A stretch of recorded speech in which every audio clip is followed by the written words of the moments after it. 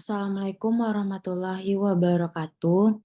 Perkenalkan nama saya Rahma Fitri Azahra, NIM 21042336. Di sini saya akan menjelaskan eh, tentang mampu menganalisis konsep dan karakteristik tujuan, manfaat, dan sejarah singkat pengembangan organisasi M1.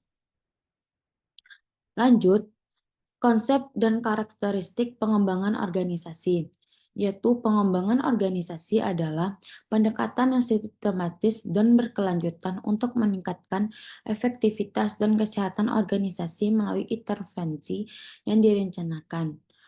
ODE bertujuan untuk memperbaiki kinerja organisasi dengan memfokuskan pada aspek-aspek seperti budaya, organisasi, struktur, dan proses. Karakter pengembangan organisasi yaitu pertama berfokus pada perubahan terencana. ODE melibatkan perubahan yang direncanakan, bukan hanya respon terhadap situasi darurat. Kedua, pendekatan sistematik. ODE melihat organisasi sebagai sistem yang saling terkait, di mana perubahan di satu bagian akan mempengaruhi keseluruhan. Ketiga, berbasis pada data dan diagnosis, yaitu proses ODE dimulai dengan diagnosis yang didasarkan pada data untuk memahami masalah dan peluang. Keempat, partisipasi dan keterlibatan. ODE mendorong partisipasi aktif dari semua level dalam organisasi, dari manajemen atas hingga karyawan. 5. Berorientasi pada pembelajaran. ODE berfokus pada pembelajaran dan pengembangan keterampilan di seluruh organisasi.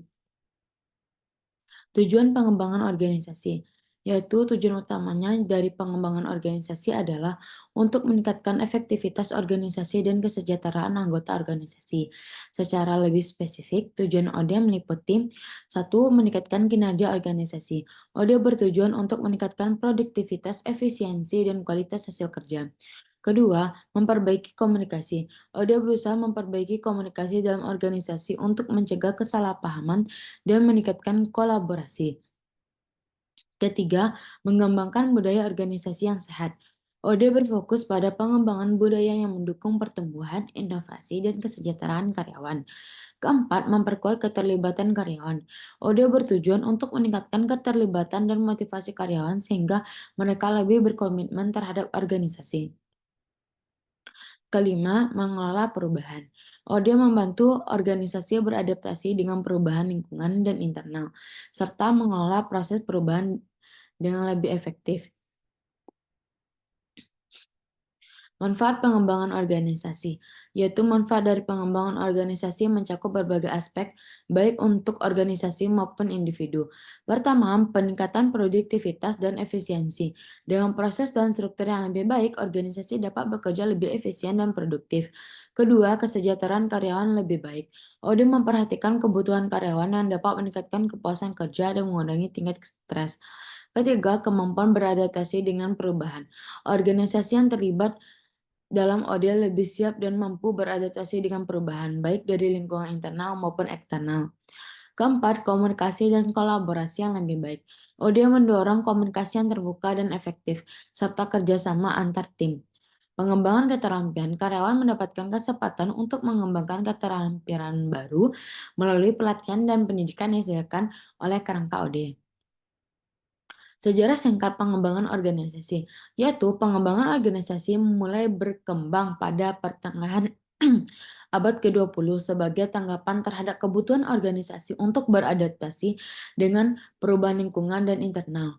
Beberapa tonggak sejarah penting dalam pengembangan organisasi meliputi tahun 1950-an, konsep ODE pertama kali diperkenalkan oleh Kurt Lewin, seorang psikolog sosial yang mempelopori teknik-teknik seperti field theory dan action research. Ia juga mengembangkan model perubahan tiga langkah, unfreeze, change, rephrase. Kedua, tahun 1960-an, ODE mulai diterapkan di perusahaan-perusahaan besar di Amerika Serikat. Intervensi seperti sensitivity training dan team building menjadi populer. Ketiga, tahun 1970-an, pendekatan ODE mulai diterapkan secara lebih luas di berbagai industri dan sektor serta mengalami perkembangan konsep-konsep seperti organizational culture dan learning organization.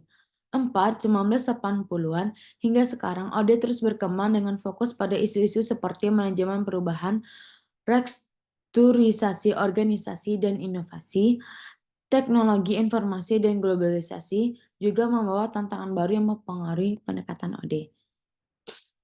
Kesimpulannya adalah pengembangan organisasi adalah pendekatan yang berfokus pada perubahan terencana dan perbaikan berkelanjutan dalam organisasi untuk mencapai kinerja yang lebih baik dan kesejahteraan karyawan. Dengan sejarah yang kaya dan konsep yang kuat, OD terus menjadi alat penting bagi organisasi untuk beradaptasi dengan perubahan dan mencapai tujuannya. Sekian dari saya akhiri. Wassalamualaikum warahmatullahi wabarakatuh.